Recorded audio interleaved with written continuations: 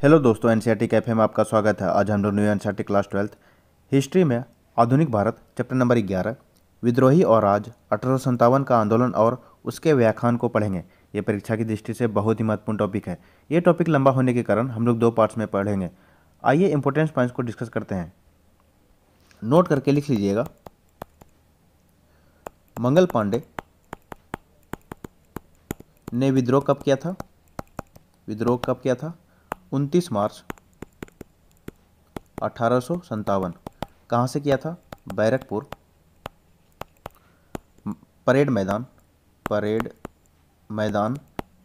ये कहाँ है? कलकत्ता में।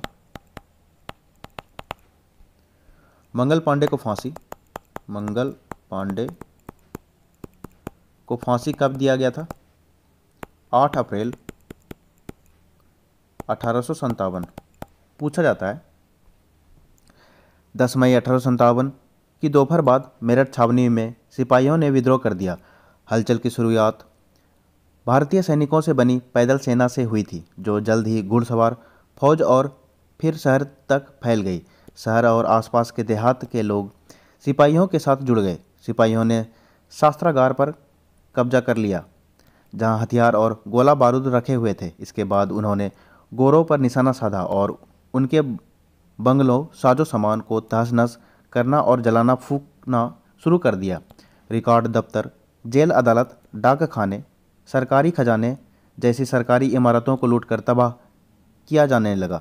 शहर को दिल्ली से जोड़ने वाला टेलीग्राफ लाइन काट दी गई। अंधेरा पसरते ही सिपाहियों का एक जत्था घोड़ों पर सवार होकर दिल्ली की तरफ चल पड़ा। यह जत्था 11 मई को तड़के लाल किले के फाटक पर पहुंचा। रमजान का महीना था। ये इंपॉर्टेंट हो गया। लाल किले के फाटक पर कब पहुंचा? 11 मई को। उस टाइम कौन सा महीना था? रमजान का महीना था। मुगल सम्राट बहादुर शाह नमाज पढ़कर और सहरी रोजे के दिनों में सूरज उगने से पहले का भोजन खाकर उठे थे। उन्हें फाटक पर हो हल्ला सुनाई दिया। बाहर खड़े सिपाहियों ने जानकारी दी कि हम मेरठ के सभी अंग्रेज पुरुषों को मारकर आए हैं, क्योंकि वे हमें गाय और सुअर की चर्बी में लिपटे कारतूस दांतों से खींचने के लिए मजबूर कर दे रहे थे। इससे हिंदू और मुसलमान सबका धर्म भ्रष्ट हो जाएगा। तब तक सिपाहियों का एक और जत्था दिल्ली में दाखिल हो चुका था और शहर के आम लोग उनके साथ जुड़ने लगे थे। बहुत सारे यूरोपियन लोग मारे गए। दिल्ली के अमीर लोगों पर हमले हुए और लूटपाट हुई। दिल्ली अंग्रेजों के नियंत्रण से बाहर जा चुकी थी। कुछ सिपाही लाल किले में दाखिल होने के लिए दरबार के शिष्टाचार का पालन किए बिना बेधड़क किले में घुस गए थे। उनकी मांग थी कि बादशाह उन्हें अपना आशीर्वाद दे। सिपाहियों से घिरे बहादुर शाह के पास उनकी बात मानने के अलावा और कोई चारा न था। इस तरह इस विद्रोह ने एक वैधता हासिल कर ली, क्योंकि अब उसे मुगल बादशाह के नाम पर चलाया जा सकता था। ये आपको दिखाया गया है, बहादुर शाह का चित्र को दिखाया गया है। 12 और 13 मई को उत्तर भारत में शांति रही, लेकिन जैसे ही यह खबर फैली कि दिल्ली पर विद्रोहियों का कब्जा हो चुका है और बहादुर शाह ने विद्रोह को अपना समर्थन दे दिया है, हालात तेजी से बदलने लगी। गंगा घाटी की छावनियों और दिल्ली के पश्चिम की कुछ छावनियों में विद्रोह के स्वर तेज होने लगे। विद्रोह का ढर्रा। यदि इन विद्रोहों को तारीख के हिसाब से सिलसिलेवार रखा जाए तो ऐसा लगता है कि जैसे जैसे विद्रोह की खबर एक शहर से दूसरे शहर में पहुंचती गई, वैसे वैसे सिपाही हथियार उठाते गए। हर छावनी में विद्रोह का घटनाक्रम कमोबेश एक जैसा था। सैन्य विद्रोह कैसे शुरू हुए? सिपाहियों ने किसी न किसी विशेष संकेत के साथ अपनी कार्रवाई शुरू की। कई जगह शाम के समय तोप का गोला दागा गया तो कहीं बिगुल बजाकर विद्रोह का संकेत दिया गया। सबसे पहले उन्होंने शस्त्रागार पर कब्जा किया और सरकारी खजाने को लूटा। इसके बाद उन्होंने जेल, सरकारी खजाने, टेलीग्राफ दफ्तर, रिकॉर्ड रूम, बंगलों, तमाम सरकारी इमारतों पर हमला किया और सारे रिकॉर्ड जलाते चले गए। गोरों से संबंधित हर चीज़ और हर शख्स हमले का निशाना था। हिंदुओं और मुसलमानों, तमाम लोगों को एकजुट होने और फिरंगियों का सफाया करने के लिए हिंदी, उर्दू और फारसी में अपीलें जारी होने लगी। फिरंगी शब्द का बताया गया है। फिरंगी फारसी भाषा का शब्द है जो संभवतः फ्रैंक, जिससे फ्रांस का नाम पड़ा है, से निकला है। इसे उर्दू और हिंदी में पश्चिमी लोगों का मजाक उड़ाने के लिए कभी कभी इसका प्रयोग अपमानजनक दृष्टि से भी किया जाता है। लखनऊ में ब्रिटिश लोगों के खिलाफ हमले में आम लोग भी सिपाहियों के साथ आ जुटते हैं। ये दिखाया गया है आपको। विद्रोह में आम लोगों के भी शामिल हो जाने के साथ साथ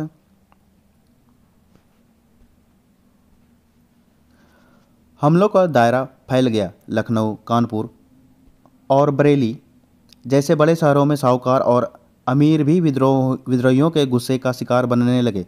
किसान इन लोगों को न केवल अपना उत्पीड़क बल्कि अंग्रेज़ों का पिट्ठू मानते थे। ज़्यादातर जगह अमीरों के घर बार लूट कर तबाह कर दिए गए। सिपाहियों की कतारों में हुए इन छिटपुट विद्रोहों ने जल्दी की एक चौतरफा विद्रोह का रूप ले लिया। शासन की सत्ता और सोपानों की सरेआम अवहेलना होने लगी। ये आपका पूछा जाता है। लखनऊ, कानपुर और बरेली का नेतृत्व किसके द्वारा हुआ था? लखनऊ का नेतृत्व किसके द्वारा? बेगम हजरत महल। कानपुर का नेतृत्व किसने किया था? कानपुर का नेतृत्व नाना साहब। इनका असली नाम आपका धोंदू पंत था। और बरेली का नेतृत्व किसने किया था? नवाब खान बहादुर खान।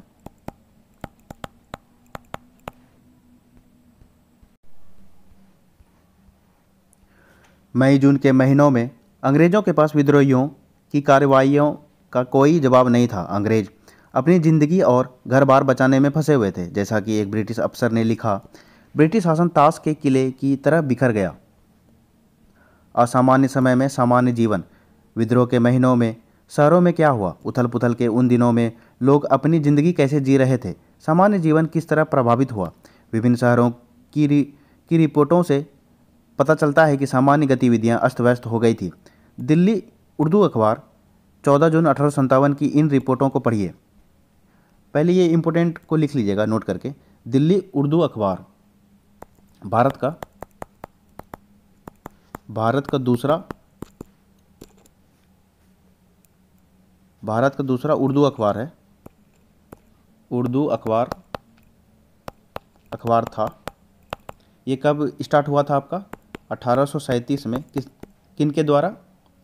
मौलवी मोहम्मद बाकिर द्वारा। ये कैसा अखबार था आपका?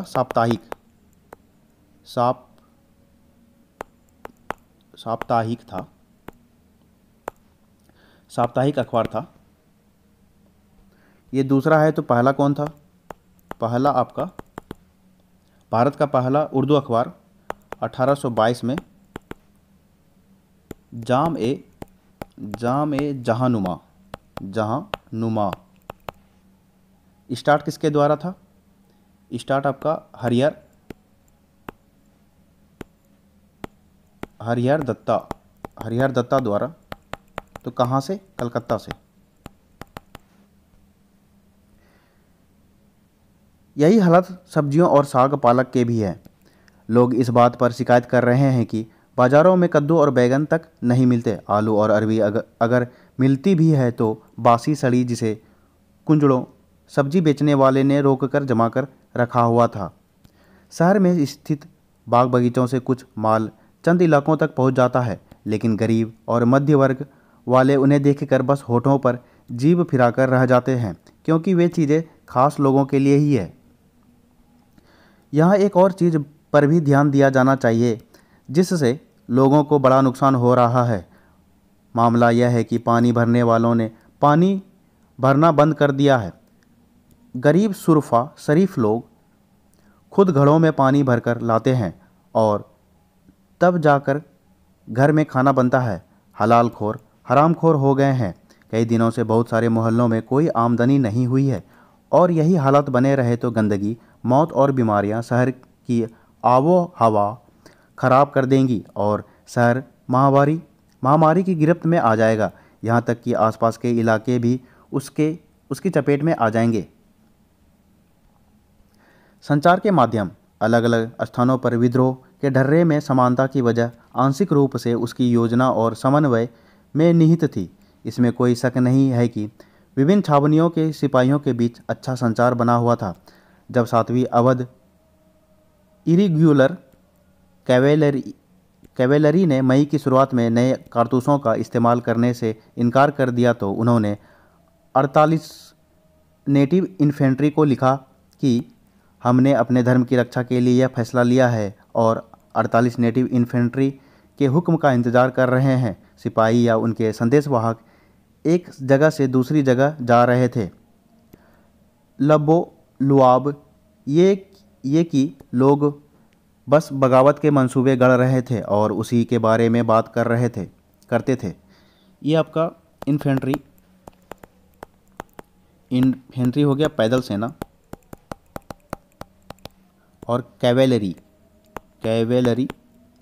हो गया घुड़सवार सेना।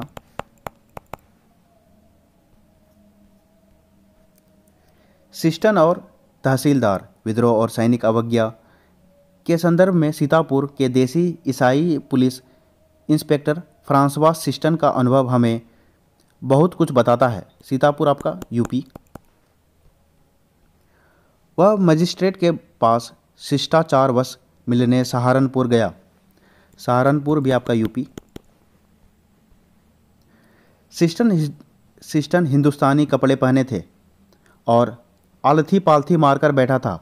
इसी बीच बिजनौर का एक मुस्लिम तहसीलदार कमरे में दाखिल हुआ। जब उसे पता चला कि सिस्टन अवध में तैनात है तो उसने पूछा, क्या खबर है अवध की, काम कैसा चल रहा है? सिस्टन ने कहा, अगर हमें अवध में काम मिलता है तो जनाब ए आली को भी पता चल जाएगा। इसी पर तहसीलदार ने कहा, भरोसा रखो, इस बार हम कामयाब होंगे। मामला काबिल हाथों में है। बाद में पता चला कि यह तहसीलदार बिजनौर के विद्रोहियों का सबसे बड़ा नेता था। विद्रोहों की बनावट और जिन साक्ष्यों के आधार पर ऐसा लगता है कि इन विद्रोहों में एक योजना और समन्वय था, उनको देखकर कुछ अहम सवाल खड़े होते हैं। ये योजनाएं कैसे बनाई गई? योजनाकार कौन थे? मौजूदा दस्तावेजों के आधार पर इन सवालों के सीधे सीधे जवाब देना कठिन है। फिर भी एक घटना इस बारे में कुछ सुराग जरूर देती है कि ये विद्रोही इतने सुनियोजित कैसे थे। विद्रोह के दौरान अवध मिलिट्री पुलिस के कैप्टन हियरसे की सुरक्षा का जिम्मा भारतीय सिपाहियों पर था। ये आपका इंपॉर्टेंट हो गया। विद्रोह के दौरान अवध मिलिट्री पुलिस के कैप्टन कौन था? हियरसे। जहां कैप्टन हियरसे तैनात था वहीं 41वीं नेटिव इन्फेंट्री भी तैनात थी। इन्फेंट्री की दलील थी कि क्योंकि वे अपने तमाम गोरे अफसरों को ख़त्म कर चुके हैं, इसलिए अवध मिलिट्री का फ़र्ज बनता है कि या तो वे हियरसे को मौत की नींद सुला दे या उसे गिरफ्तार करके 41वीं नेटिव इन्फेंट्री के हवाले कर दें। मिलिट्री पुलिस ने दोनों दलीलें खारिज कर दी। अब यह तय किया गया कि इस मामले को हल करने के लिए हर रेजिमेंट के देसी अफसरों की एक पंचायत बुलाई जाए। इस विद्रोह के शुरुआती इतिहासकारों में से एक चार्ल्स बॉल ने लिखा कि ये पंचायतें रात को कानपुर सिपाही लाइनों में जुटती थी। किसके द्वारा बोला गया है? चार्ल्स बॉल के द्वारा। Charles ball. इसका मतलब है कि सामूहिक रूप से कुछ फैसले जरूर लिए जा रहे हैं, क्योंकि सिपाही लाइनों में रहते थे और सभी की जीवन शैली एक जैसी थी और क्योंकि उनमें बहुत सारे पराया एक ही जाति के होते थे, इसलिए इस बात का अंदाज़ा लगाना मुश्किल नहीं है कि वे इकट्ठा बैठकर अपने भविष्य के बारे में फैसले ले रहे होंगे। ये सिपाही अपने विद्रोह के कर्ता धर्ता खुद ही थे। नेता और अनुयायी। अंग्रेजों से लोहा लेने के लिए नेतृत्व और संगठन जरूरी थे। इन लक्ष्यों को हासिल करने के लिए विद्रोहियों ने कई बार ऐसे लोगों की शरण ले ली जो अंग्रेजों से पहले नेताओं की भूमिका निभाते थे। जैसा कि हम पीछे देख चुके हैं कि मेरठ के सिपाहियों ने सबसे पहले जो काम किए उनमें से एक यह था कि वे फौरन दिल्ली गए और उन्होंने बूढ़े हो चुके मुग़ल बादशाह से विद्रोह का नेतृत्व स्वीकार करने की दरख्वास्त की, लेकिन इस निवेदन पर सहमति हासिल करने में भी वक्त लगा। बहादुर शाह इस खबर पर भयभीत और बेचैन दिखाई दिए।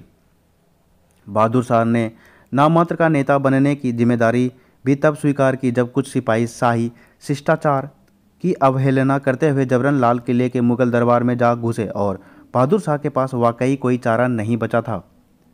अन्य स्थानों पर भी छोटे पैमाने पर ही सही इसी तरह के दृश्य घट चुके थे। कानपुर में सिपाहियों और शहर के लोगों ने पेशवा बाजीराव द्वितीय के उत्तराधिकारी नाना साहिब के सामने बगावत की बागडोर संभालने के सिवा और कोई विकल्प नहीं छोड़ा था। कानपुर का नेतृत्व कौन कर रहा था? ये आपका नाना साहिब। झांसी की रानी को आम जनता के दबाव में बगावत का नेतृत्व संभालना पड़ा। कुछ ऐसे ही स्थिति बिहार में आरा के स्थानीय जमींदार कुंवर सिंह ने की थी। ये आपका पूछा जाता है, आरा से कौन नेतृत्व कर रहे थे? कुंवर सिंह। अवध में नवाब वाजिद अली शाह जैसे लोकप्रिय शासक को गद्दी से हटा दिए जाने और उनके राज्य पर कब्जा कर लेने की यादें लोगों के जहन में अभी भी ताज़ा थी। लखनऊ में ब्रिटिश राज के ढहने की खबर पर लोगों ने नवाब के युवा बेटे बिरजिस कद्र को अपना नेता घोषित कर दिया था।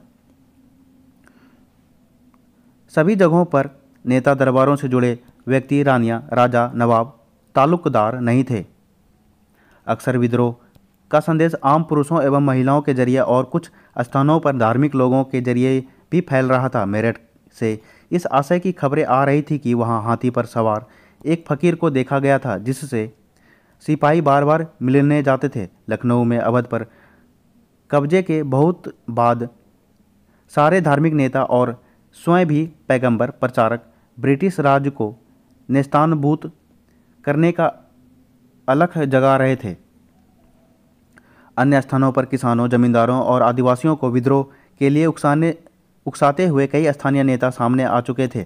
शाहमल ने उत्तर प्रदेश में बड़ौत परगना के गांव वालों को संगठित किया।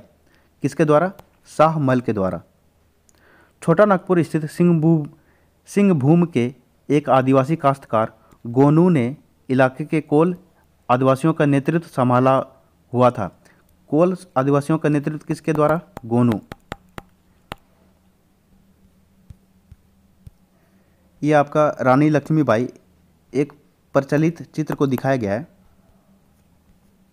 और ये आपका नाना साहिब कानपुर का नेतृत्व। 1858 के अंत में जब विद्रोह विफल हो गया तो नाना साहिब भागकर नेपाल चले गए। उनके भागने की घटना को नाना साहिब के साहस और बहादुरी की कहानी का हिस्सा बताया जाता है। 1857 के दो विद्रोही। शाहमल उत्तर प्रदेश के बड़ौत परगना के एक बड़े गांव के रहने वाले थे। वह एक जाट कुटुंब से संबंध रखते थे जो 84 गांव में फैला हुआ था। इस इलाके की ज़मीन सिंचाई की सुविधाओं से लैस और उपजाऊ थी। यहाँ की मिट्टी काली नम थी। बहुत सारे ग्रामीण संपन्न थे और लोग ब्रिटिश भू राजस्व व्यवस्था को दमनकारी मानते थे। लगान की दर ज़्यादा और वसूली सख्त थी। नतीजा यह था कि किसानों की ज़मीन बाहरी लोगों के हाथ में जा रही थी। इलाके में आने वाले व्यापारी और महाजन ज़मीन पर कब्जा करते जा रहे थे।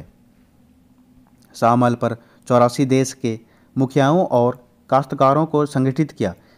इसके लिए उन्होंने रात के साये में गांव जाकर बात की और लोगों को अंग्रेज़ों के खिलाफ विद्रोह के लिए तैयार किया।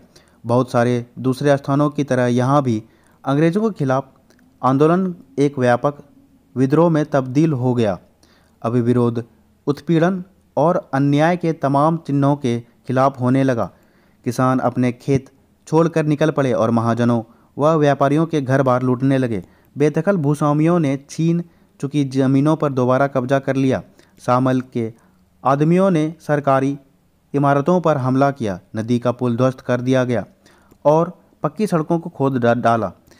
इसकी एक वजह यह थी कि वे सरकारी फौजों का रास्ता रोकना चाहते थे। दूसरी वजह यह थी कि पुलों और सड़कों को ब्रिटिश शासन का प्रतीक माना जाता था। उन्होंने दिल्ली में विद्रोह करने वाले सिपाहियों को रसद पहुंचाई और ब्रिटिश हेडक्वार्टर्स व मेरठ के बीच तमाम सरकारी संचार बंद कर दिया। स्थानीय स्तर पर राजा कहलाने वाले शाहमल ने एक अंग्रेज अफसर के बंगले में डेरा डाला, उसे न्याय भवन का नाम दिया और वहीं से झगड़ों और विवादों को फैसला करने लगे। उन्होंने गुप्तचरी का भी हैरत अंगेज नेटवर्क स्थापित कर लिया था।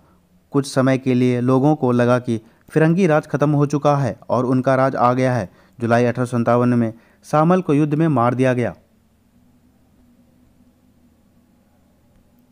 अहमदुल्ला, मौलवी अहमदुल्ला शाह, ये इंपॉर्टेंट है, पूछा जाता है। मौलवी अहमदुल्ला शाह 1857 के विद्रोह में अहम भूमिका निभाने वाले बहुत सारे मौलवियों में से एक थे। हैदराबाद में शिक्षित शाही शाह काफ़ी कम उम्र में ही उपदेशक बन गए थे। 1856 में उन्हें अंग्रेज़ों के खिलाफ जिहाद का प्रचार करते और लोगों को विद्रोह के लिए तैयार करते हुए गांव-गांव जाते देखा गया था। वे एक पालकी में बैठकर चलते थे। पालकी के आगे आगे ढोल और पीछे उनके समर्थक होते थे, इसलिए उन्हें लोग बाग डंका शाह कहने लगे थे। बाग डंका शाह।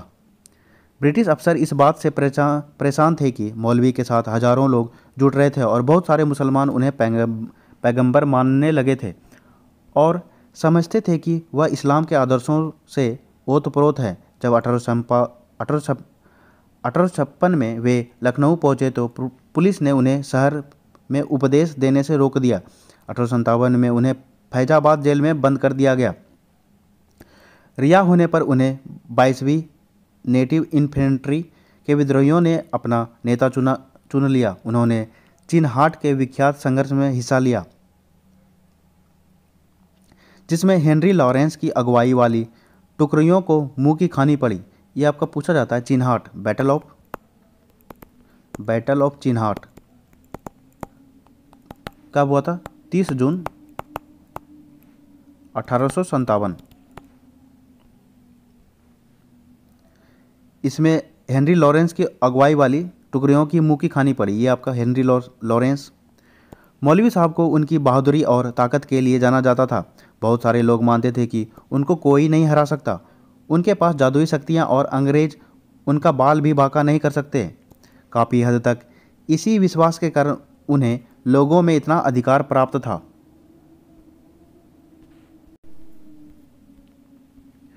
अफवाहें और भविष्यवाणियाँ। तरह तरह की अफवाहों और भविष्यवाणियों के जरिए लोगों को उठ खड़ा होने के लिए उकसाया जा रहा था। जैसा कि हमने पीछे देखा, मेरठ से दिल्ली आने वाले सिपाहियों ने बहादुर शाह को उन कारतूसों के बारे में बताया था जिन पर गाय और सुअर की चर्बी का लेप लगा था। उनका कहना था कि अगर वे इन कारतूसों को मुंह से लगाएंगे तो उनकी जाति और मजहब दोनों भ्रष्ट हो जाएंगे। सिपाहियों का इशारा एनफील्ड राइफल के उन कारतूसों की तरफ था जो हाल ही में उन्हें दिए गए थे। अंग्रेजों ने सिपाहियों को लाख समझाया कि ऐसा नहीं है, लेकिन यह अफवाह उत्तर भारत की छावनियों में जंगल की आग की तरह फैलती चली गई। इस अफवाह का स्रोत ढूंढा जा सकता है। राइफल इंस्ट्रक्शन डिपो के कमांडेंट कैप्टन राइट ने अपनी रिपोर्ट में लिखा था कि दमदम कहाँ है आपका? कलकत्ता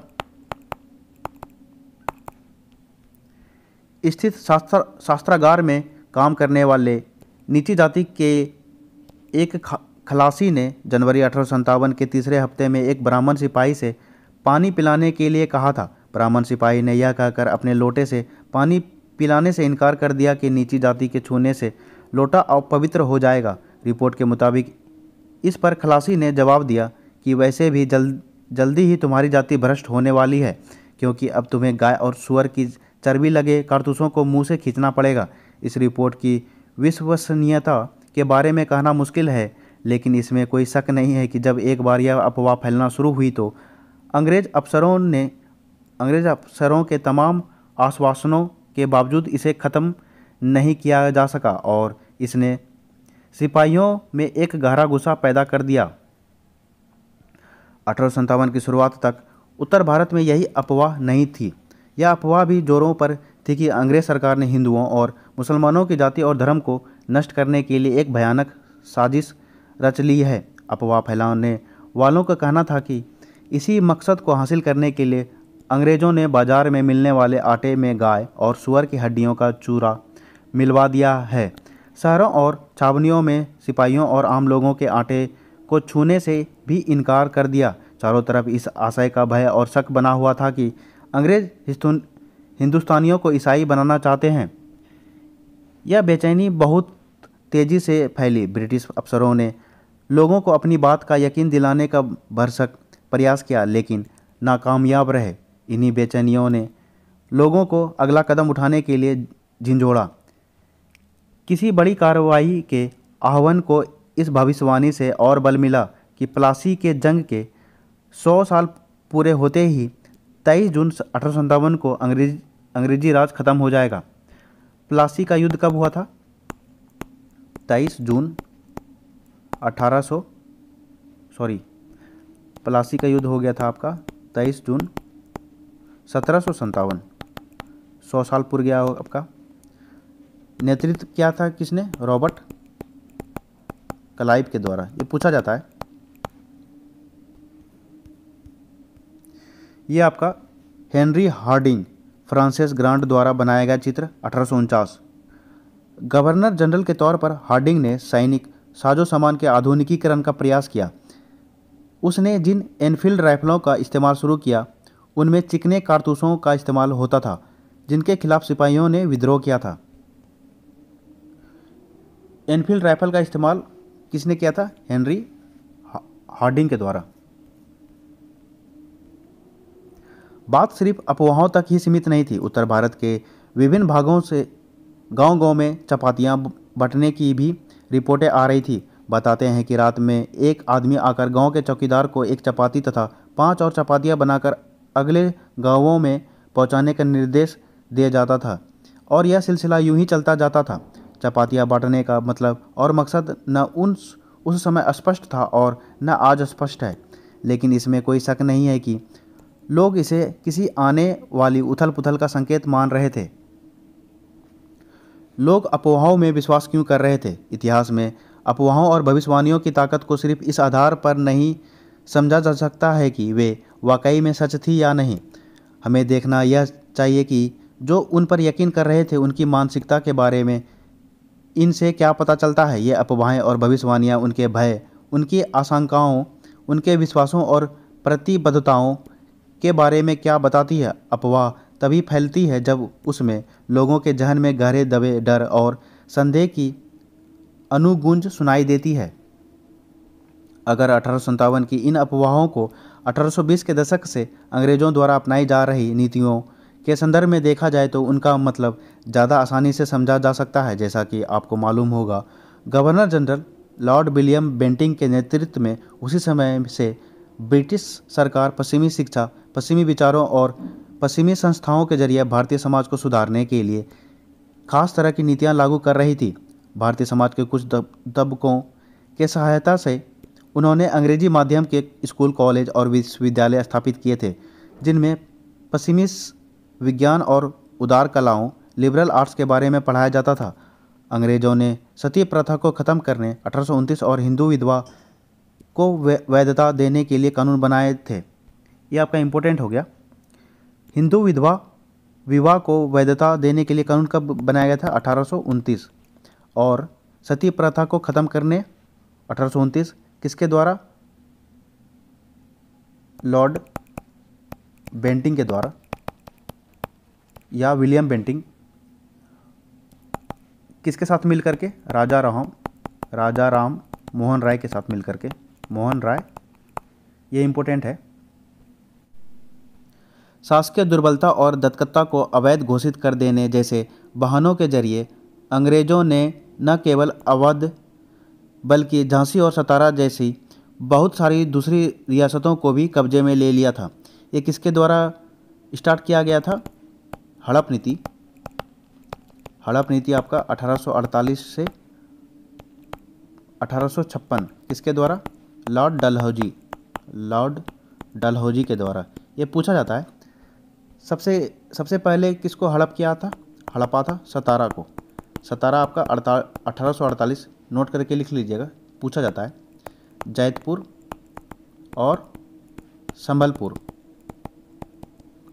1849, बघाट 1850, उदयपुर, उदयपुर हो गया आपका 1852। और झांसी, झांसी हो गया आपका 1853। और अवध, अवध को कुशासन का आरोप लगा करके 1856।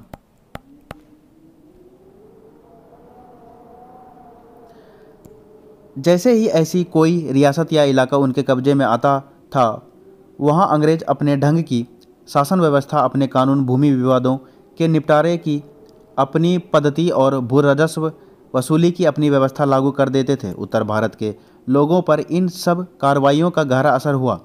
लोगों को लगता था कि वे अब तक जिन चीज़ों की कद्र करते थे, जिनको पवित्र मानते थे, चाहे राजे रजवाड़े हो, सामाजिक धार्मिक रीति रिवाज हो या भू स्वामित्व लगान अदायगी की प्रणाली हो, उन सब को खत्म करके एक ऐसी व्यवस्था लागू की जा रही थी जो ज़्यादा हृदयहीन, पराई और दमनकारी थी। इस सोच को ईसाई प्रचारकों की गतिविधियों से भी बल मिल रहा था। ऐसे अनिश्चित हालात में अफवाहें रातों रात फैलने लगती थी। सन 1857 के विद्रोह के आधार का विस्तार से पता लगाने के लिए आइए अवध का जरा नज़दीकी से अध्ययन कीजिए। अवध 1857 के इस भव्य नाटक का बड़ा केंद्र था। अवध में विद्रोह। ये गिलास फल चेरी के एक दिन हमारे ही मुंह में आकर गिरेगा। ये आपका इम्पोर्टेंट स्टेटमेंट है। किसके द्वारा? लॉर्ड डलहौजी के द्वारा। 1851 में गवर्नर जनरल लॉर्ड डलहौजी ने अवध की रियासत के बारे में कहा था कि ये गिलास फल एक दिन हमारे ही मुंह में आकर गिरेगा। 5 साल बाद 1856 में इस रियासत को औपचारिक रूप से ब्रिटिश साम्राज्य का अंग घोषित कर दिया गया। 1857 में अवध को कुशासन का आरोप लगाकर रियासत पर कब्जे का यह सिलसिला जरा लंबा चला। 1801 से अवध में सहायक संधि थोप दी गई थी। इस संधि में शर्त थी कि नवाब अपनी सेना खत्म कर दे, रियासत में अंग्रेज टुकड़ियों की तैनाती की इजाज़त दे और दरबार में मौजूद ब्रिटिश रेजिमेंट की सलाह पर काम करें। अपनी सैनिक ताकत से वंचित हो जाने के बाद नवाब अपनी रियासत में कानून व्यवस्था बनाए रखने के लिए दिनों दिन अंग्रेज़ों पर निर्भर होता जा रहा था। अब विद्रोही मुखियाओं और तालुकदारों पर उसका कोई नियंत्रण नहीं था। रेजिडेंट गवर्नर जनरल के प्रतिनिधि को कहा जाता था। उसे ऐसे राज्य में तैनात किया जाता था जो अंग्रेजों के प्रत्यक्ष शासन के अंतर्गत नहीं था। सहायक संधि लॉर्ड वेलेस्ली द्वारा 1798 में तैयार की गई एक व्यवस्था थी। अंग्रेजों के साथ यह संधि करने वालों को कुछ शर्तें माननी पड़ती थी। यह आपका इंपॉर्टेंट है। किसके द्वारा किया गया था? लॉर्ड वेलेस्ली के द्वारा सहायक संधि 1798 में। सबसे पहला हो गया आपका हैदराबाद 1798 में, लिख लीजिएगा आप लोग। तंजौर हो गया आपका 1799, सूरत हो गया 1800 में, और अवध हो गया आपका 1801 में। अंग्रेज अपने सहयोगी की बाहरी और आंतरिक चुनौतियों से रक्षा करेंगे। सहयोगी पक्ष के भू क्षेत्र में एक ब्रिटिश सैनिक टुकड़ी तैनात रहेगी। सहयोगी पक्ष को इस टुकड़ी के रखरखाव की व्यवस्था करनी होगी। सहयोगी पक्ष न तो किसी और शासक के साथ संधि कर सकेगा और न ही अंग्रेजों की अनुमति के बिना किसी युद्ध में हिस्सा लेगा। ये आपका स्टेटमेंट पूछा जाता है।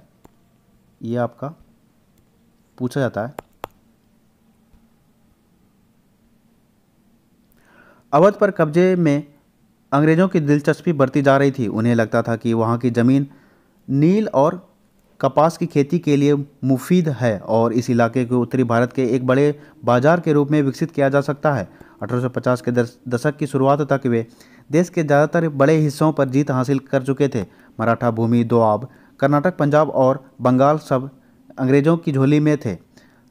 तकरीबन एक सदी पहले बंगाल पर जीत के साथ शुरू हुई क्षेत्रीय विस्तार की यह प्रक्रिया 1856 में अवध के अधिग्रहण के साथ मुकम्मल हो जाने वाली थी। देश देश से जान जा चुकी थी। लॉर्ड डलहौजी द्वारा किए गए इस अधिग्रहण के तमाम इलाकों और रियासतों में गहरा असंतोष था, लेकिन इतना गुस्सा कहीं नहीं था जैसा उत्तर भारत की शान कहे जाने वाले अवध की रियासत में था।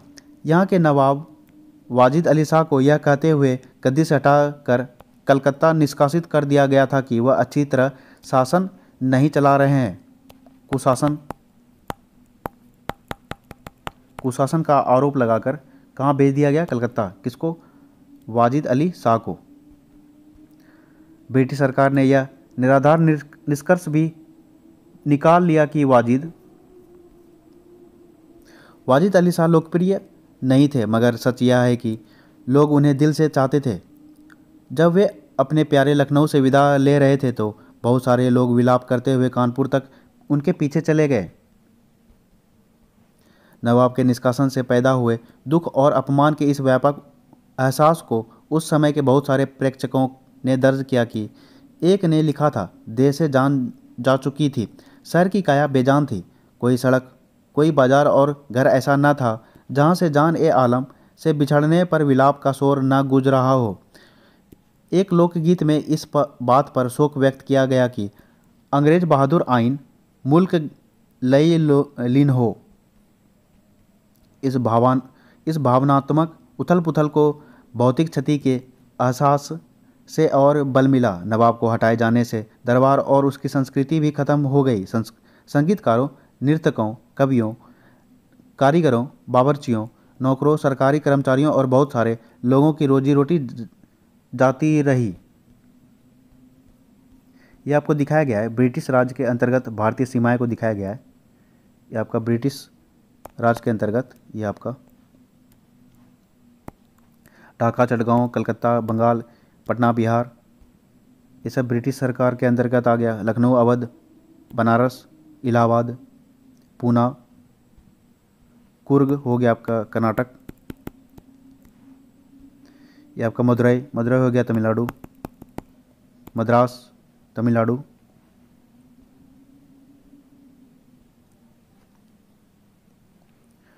नवाब साहब जा चुके हैं। एक और गीत में ऐसे शासक की दुर्दशा पर विलाप किया जा रहा है जिसे मजबूरन अपनी मातृभूमि छोड़नी पड़ी। अभिजात और किसान सब रो रहे थे और सारा आलम रोता चिल्लाता था, हाय जान ए आलम देश से विदा लेकर परदेश चले गए। फिरंगी राज का आना और एक दुनिया का खात्मा। अवध में विभिन्न प्रकार की पीड़ाओं ने राजकुमारों, तालुकदारों, किसानों और सिपाहियों को एक दूसरे से जोड़ दिया था। वे सभी फिरंगी राज के आगमन को विभिन्न अर्थों में एक दुनिया की समाप्ति के रूप में देखने लगे थे। वे चीज़ें बिखर रही थी जो लोगों के लिए बहुमूल्य थी, जिनको वे प्यार करते थे। 1857 के विद्रोह में तमाम भावनाएं और मुद्दे, परंपराएं और निष्ठाएं अभिव्यक्त हो रही थी। बाकी जगहों के मुकाबले अवध में यह विद्रोह एक विदेशी शासन के खिलाफ लोक प्रतिरोध की अभिव्यक्ति बन गया था। अवध का एक जमींदार 1880 में दिखाया गया है आपका अवध का जमींदार। अवध के अधिग्रहण से सिर्फ नवाब की ही गद्दी नहीं छीनी थी, इसके इलाके के तालुकदारों को भी लाचार कर दिया था। अवध के समूचे देहात में तालुकदारों की जागीरें और किले बिखरे हुए थे। ये लोग पीढ़ियों से अपने इलाके में जमीन और सत्ता पर नियंत्रण रखते आए थे। अंग्रेजों के आने से पहले तालुकदारों के पास हथियारबंद सिपाही होते थे। उनके अपने किले थे। अगर वे नवाब की संप्रभुता को स्वीकार कर ले और अपने तालुकदार का राजस्व चुकाते रहे तो उनके पास काफ़ी स्वायत्तता भी होती थी। कुछ बड़े तालुकदारों के पास तो 12,000 तक पैदल सिपाही होते थे। छोटे मोटे तालुकदारों के पास भी 200 सिपाहियों की टुकड़ी तो होती ही थी। अंग्रेज इन तालुकदारों की सत्ता को बर्दाश्त करने के लिए कतई तैयार नहीं थे। अधिग्रहण के फौरन बाद तालुकदारों की सेनाएं भंग कर दी गई, उनके दुर्ग ध्वस्त कर दिए गए। ब्रिटिश भू राजस्व नीति ने तालुकदारों की हैसियत व सत्ता को और चोट पहुंचाई। अधिग्रहण के बाद 1856 में एक मुश्त बंदोबस्त के नाम से ब्रिटिश भू राजस्व व्यवस्था लागू कर दी गई। एक मुश्त बंदोबस्त के नाम से ब्रिटिश भू राजस्व व्यवस्था लागू कब किया गया था? 1856 में। यह बंदोबस्त इस मान्यता पर आधारित था कि तालुकदार बिचौलिए थे जिनके पास ज़मीन का मालिकाना नहीं था। उन्होंने बल और धोखाधड़ी के जरिए अपना प्रभुत्व स्थापित किया हुआ था। एक मुश्त बंदोबस्त में तालुकदारों को उनकी ज़मीनों से बेदखल किया जाने लगा। आंकड़ों से पता चलता है कि अंग्रेज़ों के आने से पहले तालुकदारों के पास अवध के 67% गाँव थे। एक मुश्त बंदोबस्त के लागू होने के बाद यह संख्या घटकर 38% रह गई। दक्षिण अवध के तालुकदारों को सबसे बुरी मार पड़ी। कुछ के तो आधे से ज़्यादा गांव हाथ से जाते थे। ब्रिटिश भू राजस्व अधिकारियों का मानना था कि तालुकदारों को हटाकर वे जमीन असली मालिकों के हाथ में सौंप देंगे, जिससे किसानों के शोषण में कमी आएगी और राजस्व वसूली में इजाफा होगा। वास्तव में ऐसा नहीं हुआ। भू राजस्व वसूली में तो इजाफा हुआ, लेकिन किसानों के बोझ में कमी नहीं आई। अधिकारियों को जल्दी ही समझ में आने लगा कि अवध के बहुत सारे इलाके का मूल्य निर्धारण बहुत बढ़ा चढ़ा कर किया गया था। कुछ स्थानों पर तो राजस्व मांग 30 से 70% तक इजाफा हो गया था। यानी न तो तालुकदारों के पास और न ही काश्तकारों के पास इस अधिग्रहण पर खुशी जताने का कोई कारण था। तालुकदारों की सत्ता छीनने का नतीजा यह हुआ कि एक पूरी सामाजिक व्यवस्था भंग हो गई। निष्ठा और संरक्षण के जिन बंधनों से किसान तालुकदारों के साथ बंधे हुए थे वे अस्त व्यस्त हो गए। अंग्रेजों से पहले तालुकदार ही जनता का उत्पीड़न करते थे, लेकिन जनता की नज़र में बहुत सारे तालुकदार दयालु अभिभावक की छवि भी देखते थे। वे किसानों से तरह तरह के मद में पैसा तो वसूलते थे, लेकिन बुरे वक्त में किसानों की मदद भी करते थे। जब अंग्रेज़ों के राज में किसान मनमाने राजस्व आकलन और गैर लचीली राजस्व व्यवस्था की तरह बुरी तरह से पिसने लगे थे, अब इस बात की कोई गारंटी नहीं थी कि कठिन वक्त में या फसल खराब हो जाने पर सरकार राजस्व मांग में कोई कमी करेगी या वसूली को कुछ समय के लिए टाल दिया जाएगा। ना ही किसानों की इस बात की उम्मीद थी कि तीज त्योहारों पर कोई कर्जा और मदद मिल पाएगी जो पहले तालुकदारों से मिल जाती थी। अवध जैसे जिन इलाकों में 1857 के दौरान प्रतिरोध बेहद सघन और लंबा चला था, वहाँ लड़ाई की बागडोर असल में तालुकदारों और उनके किसानों के ही हाथों में थी। बहुत सारे तालुकदार अवध के नवाब के प्रति निष्ठा रखते थे, इसलिए वे अंग्रेज़ों से लोहा लेने के लिए लखनऊ जाकर बेगम हजरत महल नवाब की पत्नी के खेमे में शामिल हो गए। उनमें से कुछ तो बेगम की पराजय के बाद भी उनके साथ डटे रहे। लखनऊ से आपका बेगम हजरत महल नेतृत्व। किसानों का असंतोष अब फौजी बैरकों में भी पहुंचने लगा था, क्योंकि बहुत सारे किसान अवध के गांवों से ही भर्ती किए गए थे। दशकों से सिपाही कम वेतन और वक्त पर छुट्टी न मिलने के कारण असंतुष्ट थे। 1850 के दशक तक आते आते उनके असंतोष के कई नए कारण पैदा हो चुके थे। 1857 के जन विद्रोह से पहले के सालों में सिपाहियों के आने के अपने गोरे अफसरों के साथ रिश्ते काफ़ी बदल चुके थे। 1820 के दशक में अंग्रेज अफसर सिपाहियों के साथ दोस्ताना ताल्लुकात रखने पर खासा जोर देते थे। वे उनकी मौज मस्ती में शामिल होते थे। उनके साथ मल्ल युद्ध आपका गदा युद्ध करते थे, उनके साथ तलवारबाजी करते थे और उनके साथ शिकार पर जाते थे। उनमें से बहुत सारे तो बखूबी हिंदुस्तानी बोलना चाहते थे और यहाँ के रीति रिवाजों व संस्कृतों से वाकिफ़ थे। तालुकदारों की सोच। तालुकदारों के रवैये को रायबरेली के पास स्थित कालांकंकर के राजा हनवंत सिंह ने सबसे अच्छी तरह व्यक्त किया था। रायबरेली आपका यूपी। विद्रोह के दौरान हनवंत सिंह ने एक अंग्रेज अफसर को पनाह दी और उसे सुरक्षित स्थान तक पहुंचाया था। उस अफसर से आखिरी मुलाकात में हनवंत सिंह ने कहा कि साहब, आपके मुल्क के लोग हमारे देश में आए और उन्होंने हमारे राजाओं को खदेड़ दिया। आप अफसरों को भेजकर जिले जिले में जागीरों के मालिकाने की जांच करवाते हैं। एक ही झटके में आपने मेरे पुरखों की ज़मीन मुझसे छीन ली। मैं चुप रहा। फिर अचानक आपका बुरा वक्त शुरू हो गया। यहाँ के लोग आपके खिलाफ उठ खड़े हुए। तब आप मेरे पास आए, जिसे आपने बर्बाद किया था। मैंने आपकी जान बचाई है, लेकिन अब मैं अपने सिपाहियों को लेकर लखनऊ जा रहा हूँ ताकि आपको देश से खदेड़ सकूं।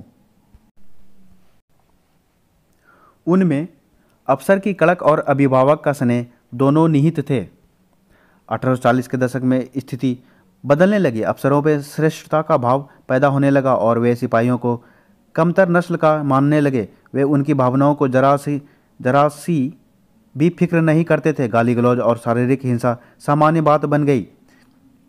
सिपाहियों व अफसरों के बीच फासला बढ़ता गया। भरोसे की जगह संदेह ने ले ली।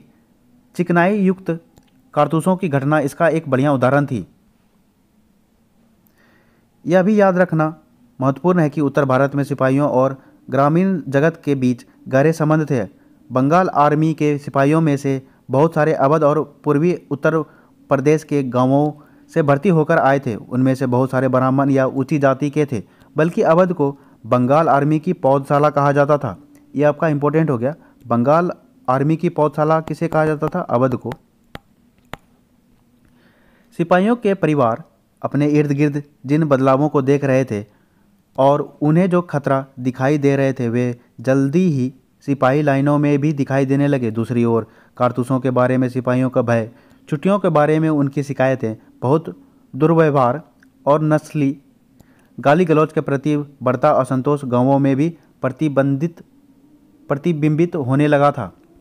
सिपाहियों और ग्रामीण जगत के बीच मौजूद इन संबंधों से जन विद्रोह के रूप रंग पर गहरा असर पड़ा। जब सिपाही अपने अफसरों की अवज्ञा करते थे और हथियार उठाते थे तो फौरन ही गांवों में उनके भाई बिरादर भी उनके साथ आ जुटते थे। हर कई किसान शहरों में पहुंचकर सिपाहियों और शहर के आम लोगों के साथ जुड़कर विद्रोह के सामूहिक कृत्य में शामिल हो रहे थे। यह आपको दिखाया गया है। यूरोपीय किस्म की वर्दी पहने बंगाल के सिपाही। यहाँ कलाकार सिपाहियों की वर्दी का मजाक उड़ा रहा है। इन तस्वीरों के जरिए शायद यह जताने का प्रयास किया जा रहा है कि पश्चिमी पोशाक पहनकर भी हिंदुस्तानी सुंदर नहीं दिख सकते।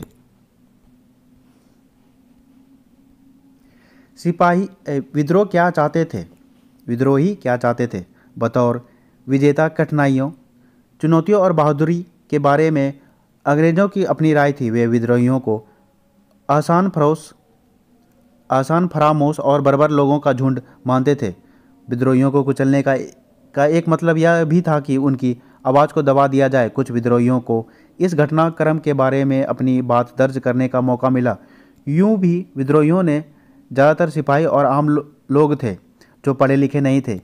इस प्रकार अपने विचारों का प्रसार करने और लोगों को विद्रोह में शामिल करने के लिए जारी की गई कुछ घोषणाओं व इश्तहारों के सिवाय हमारे पास ऐसी ज़्यादा चीज़ें नहीं हैं जिनकी बिना हम विद्रोहियों के नज़रिए को समझ सके। इसलिए 1857 में जो कुछ हुआ उसे रचने के लिए इतिहासकारों की कोशिशों को बहुत हद तक और मजबूरन अंग्रेज़ों के दस्तावेजों पर निर्भर रहना पड़ता है। विडंबना यह है कि इन स्रोतों से अंग्रेज़ अफसरों की सोच का तो पता चलता है, लेकिन इस बारे में ज़्यादा सुराग नहीं मिल पाता कि विद्रोही क्या चाहते थे।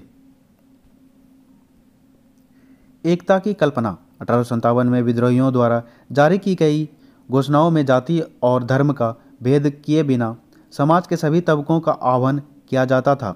बहुत सारी घोषणाएं मुस्लिम राजकुमारों या नवाबों की तरफ से या उनके नाम पर जारी की गई थी, परंतु उनमें भी हिंदुओं की भावनाओं का ख्याल रखा जाता था। इस विद्रोह को एक ऐसे युद्ध के रूप में पेश किया जा रहा था जिसमें हिंदुओं और मुसलमानों दोनों का नफ़ा नुकसान बराबर था।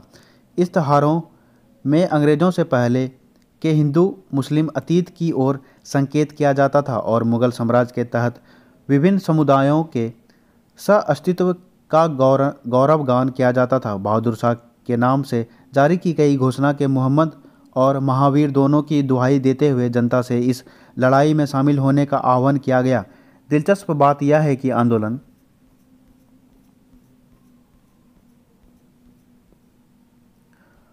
आंदोलन में हिंदू और मुसलमानों के बीच खाई पैदा करने की अंग्रेज़ों द्वारा की गई कोशिशों के बावजूद ऐसा कोई फर्क नहीं दिखाई दिया। अंग्रेज शासन ने दिसंबर 1857 में पश्चिमी उत्तर प्रदेश स्थित बरेली के हिंदुओं को मुसलमानों के खिलाफ भड़काने के लिए 50,000 रुपये खर्च किए गए। उनकी यह कोशिश नाकामयाब रही।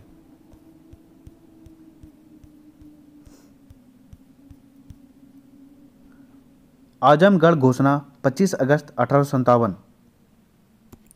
ये आपका किसके द्वारा? बहादुर शाह जफर के द्वारा।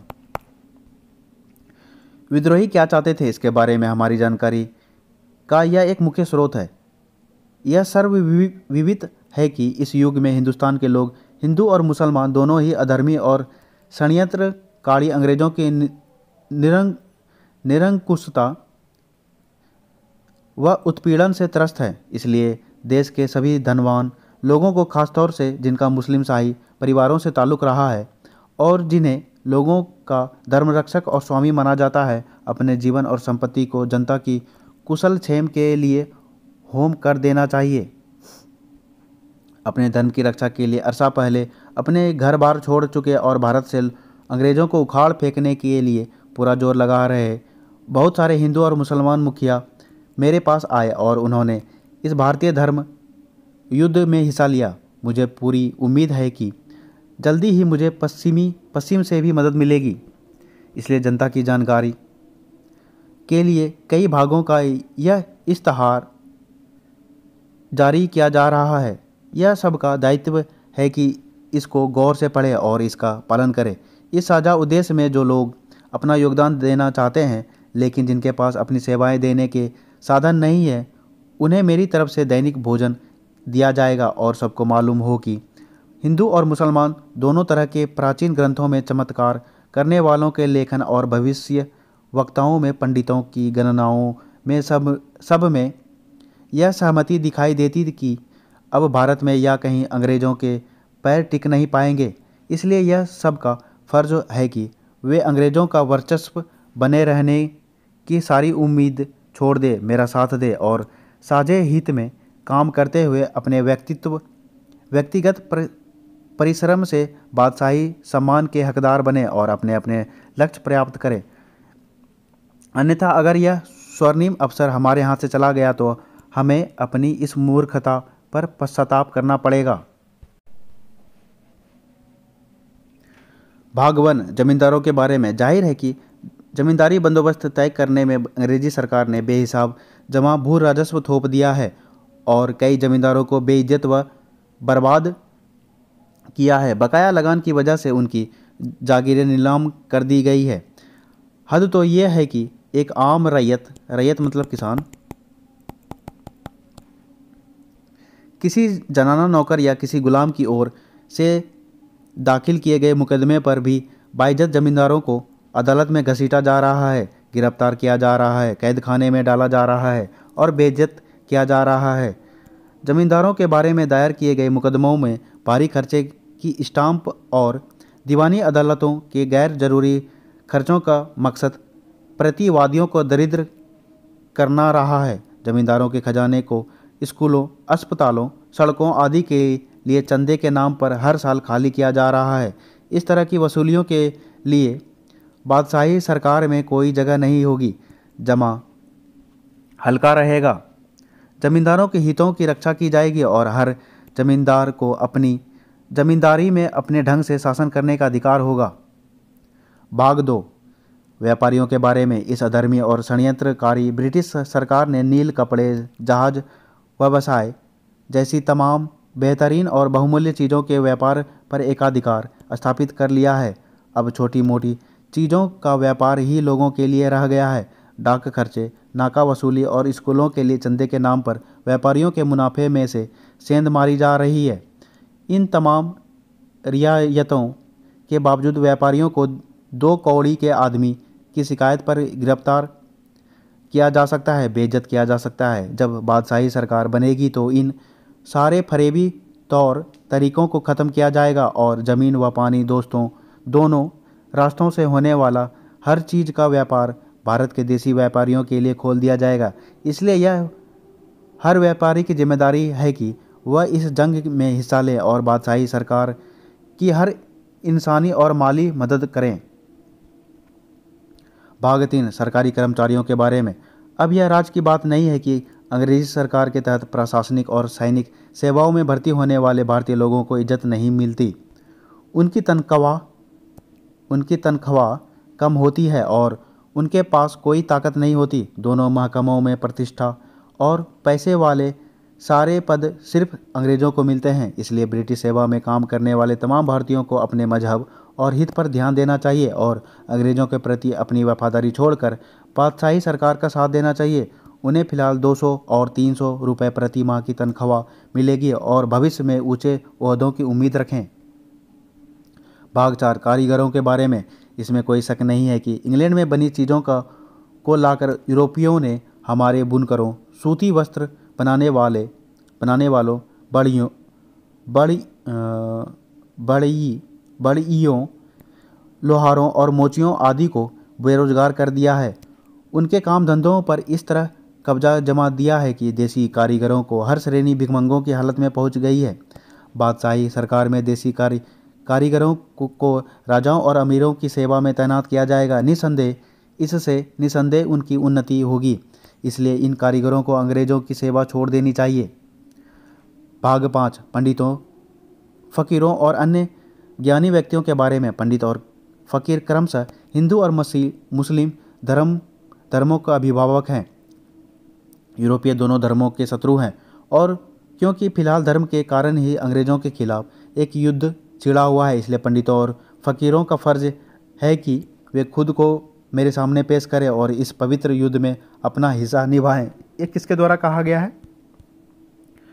ये आजमगढ़ घोषणा के बारे में कहा गया है। किसके द्वारा? बहादुर शाह जफर के द्वारा कहा गया है ये सब। सिपाही क्या सोचते थे? विद्रोही सिपाही की एक अर्जी जो बच गई। एक सदी पहले अंग्रेज हिंदुस्तान आए और धीरे धीरे यहाँ फौजी टुकड़ियाँ बनाने लगे। इसके बाद वे हर राज्य के मालिक बन बैठे। हमारे पुरखों ने सदा उनकी सेवा की और हम उनकी नौकरी में आ गए। ईश्वर की कृपा से और हमारी सहायता से अंग्रेज़ों ने जो चाहा वो इलाका जीत लिया। उनके लिए हमारे जैसे हजारों हिंदुस्तानी जवानों को अपनी कुर्बानी देनी पड़ी, लेकिन ना हमने कभी पैर पीछे खींचे और ना कोई बहाना बनाया और न ही कभी बगावत के रास्ते पर चले। लेकिन सन 1857 में अंग्रेज़ों ने ये हुक्म जारी कर दिया कि अब सिपाहियों को इंग्लैंड से नए कारतूस और बंदूकें दी जाएंगी।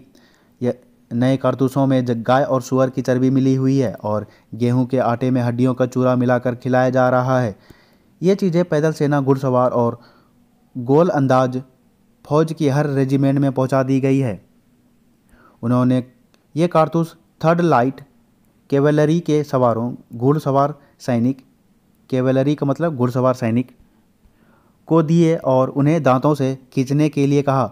सिपाहियों ने इस हुक्म का विरोध किया और कहा कि वे ऐसा कहीं भी नहीं करेंगे, क्योंकि अगर उन्होंने ऐसा किया तो उनका धर्म भ्रष्ट हो जाएगा। इस पर अंग्रेज अफसरों ने 3 रेजिमेंटों के जवानों की परेड करवा दी। 1400 अंग्रेज सिपाही यूरोपीय सैनिकों की दूसरी बटालियनें और घुड़सवार गोलंदाज फौज को तैयार कर भारतीय सैनिकों को घेर लिया गया। हर पैदल रेजिमेंट के सामने छर्रों से भरी 6-6 तोपें तैनात कर दी गई और 84 नए सिपाहियों को गिरफ्तार करके बेड़ियां डालकर जेल में बंद कर दिया गया। छावनी के सवारों को इसलिए जेल में डाला गया ताकि हम डर कर नए कारतूसों को दांतों से खींचने लगे। इसी कारण हम और हमारे सारे सहोदर इकट्ठा होकर अपनी आस्था की रक्षा के लिए अंग्रेज़ों से लड़े। हमें 2 साल तक युद्ध जारी रखने पर मजबूर किया गया। धर्म व आस्था के सवाल पर हमारे साथ खड़े राजा और मुखिया अभी भी हमारे साथ हैं और उन्होंने भी सारी मुसीबतें झेली हैं। हम 2 साल तक इसलिए लड़े ताकि हमारा अकायद, आस्था और मजहब दूषित ना हो। अगर एक हिंदू या मुसलमान का धर्म ही नष्ट हो गया तो दुनिया में बचेगा क्या? उत्पीड़न के प्रतीकों के खिलाफ। इन घोषणाओं में ब्रिटिश राज, जिसे विद्रोही फिरंगी राज करते थे, से संबंधित हर चीज़ को पूरी तरह खारिज किया जा रहा था। देसी रियासतों पर कब्जा और समझौतों का उल्लंघन करने के लिए अंग्रेज़ों की निंदा की जाती थी। विद्रोही नेताओं का कहना था कि अंग्रेजों पर भरोसा नहीं किया जा सकता। लोगों को इस बात पर गुस्सा था कि ब्रिटिश भूराजस्व व्यवस्था ने बड़े छोटे भूस्वामियों को जमीन से बेदखल कर दिया था और विदेशी व्यापार ने दस्तकारों और बुनकरों को तबाह कर डाला था। ब्रिटिश शासन के हर पहलू पर निशाना साधा जाता था। फिरंगियों पर स्थापित और सुंदर जीवन शैली को नष्ट करने का आरोप लगाया जाता था। विद्रोही अपनी उस दुनिया को दोबारा बहाल करना चाहते थे। विद्रोही उद्घोषणाएं इस व्यापक डर को व्यक्त करती थी कि अंग्रेज हिंदुओं और मुसलमानों की जाति और धर्म को नष्ट करने पर तुले हैं और वे लोगों को ईसाई बनाना चाहते हैं। इसी डर की वजह से लोग चल रही अफवाहों पर भरोसा करने लगे। लोगों को प्रेरित किया गया कि वे इकट्ठे मिलकर अपने रोजगार, धर्म, इज्जत और अस्मिता के लिए लड़े। यह व्यापक सार्वजनिक भलाई की लड़ाई होगी। जैसा कि हम देख चुके हैं, बहुत सारे स्थानों पर अंग्रेजों के खिलाफ विद्रोह उन तमाम ताकतों के विरुद्ध हमले की शक्ल ले लेता था जिनको अंग्रेजों के हिमायती या जनता का उत्पीड़न समझा जाता था। कई दफ़ा विद्रोही शहर के संभ्रांत को जानबूझकर बेइज्जत करते थे। गांवों में उन्होंने सूदखोरों के बही खाते जला दिए और उनके घर तोड़ फोड़ डाले। इससे पता चलता है कि विद्रोही तमाम उत्पीड़कों के खिलाफ थे और परंपरागत सोपानों, ऊंच नीच को ख़त्म करना चाहते थे। इसमें हमें एक वैकल्पिक दृष्टि, संभवतः एक ज़्यादा समतापरक समाज की कल्पना दिखाई देती है, पर यह सोच उनकी घोषणाओं में नहीं दिखाई देती। उनमें तो फिरंगी राज के खिलाफ तमाम सामाजिक समूहों को एकजुट करने का ही आह्वान किया जाता था। वैकल्पिक सत्ता की तलाश। ब्रिटिश शासन ध्वस्त हो जाने के बाद दिल्ली, लखनऊ और कानपुर जैसे स्थानों पर विद्रोहियों ने एक प्रकार की सत्ता और शासन संरचना स्थापित करने का प्रयास किया। बेशक यह प्रयोग ज़्यादा समय तक नहीं चला, लेकिन इन कोशिशों से पता चलता है कि विद्रोही नेता 18वीं सदी की पूर्व ब्रिटिश दुनिया को पुनर्स्थापित करना चाहते थे। इन नेताओं ने पुरानी दरबारी संस्कृति का सहारा लिया। विभिन्न पदों पर नियुक्तियां की गई, भू राजस्व वसूली और सैनिकों के वेतन के भुगतान का इंतजाम किया गया। लूटपाट बंद करने के लिए हुक्मनामे जारी किए गए। इसके साथ साथ अंग्रेज़ों के खिलाफ युद्ध जारी रखने की योजनाएं भी बनाई गई। सेना की कमान श्रृंखला तय की गई। इन सारे प्रयासों में विद्रोही 18वीं सदी के मुगल जगत से ही प्रेरणा ले रहे थे। यह जगत उन तमाम चीज़ों का प्रतीक बन गया जो उनसे छीन चुकी थी। विद्रोहियों द्वारा स्थापित शासन संरचना का प्राथमिक उद्देश्य युद्ध की ज़रूरतों को पूरा करना था, लेकिन ज़्यादातर मामलों में ये संरचनाएं अंग्रेज़ों की मार बर्दाश्त नहीं कर पाई। अवध में अंग्रेज़ों के खिलाफ प्रतिरोध सबसे लंबा चला। वहाँ लखनऊ दरबार द्वारा जवाबी हमले की योजनाएं बनाई जा रही थी और 1857 के आखिर तथा 1858 के शुरुआती महीनों तक हुकूम की श्रेणियाँ वजूद में थी। दमन को हम लोग अगले वीडियो में पढ़ेंगे। तो दोस्तों, ये वीडियो कैसा लगा? अगर कुछ सजेशन देना हो तो कृपया करके मेरे कमेंट बॉक्स में दे सकते हैं। कृपया मेरे चैनल को थोड़ा सपोर्ट कीजिए, लाइक करें और दोस्तों के साथ शेयर भी करें, जिससे वो भी एनसीईआरटी फैक्ट्स को जान सके। धन्यवाद मित्रों, आपका दिन शुभ हो। जय श्री राम, हर हर महादेव।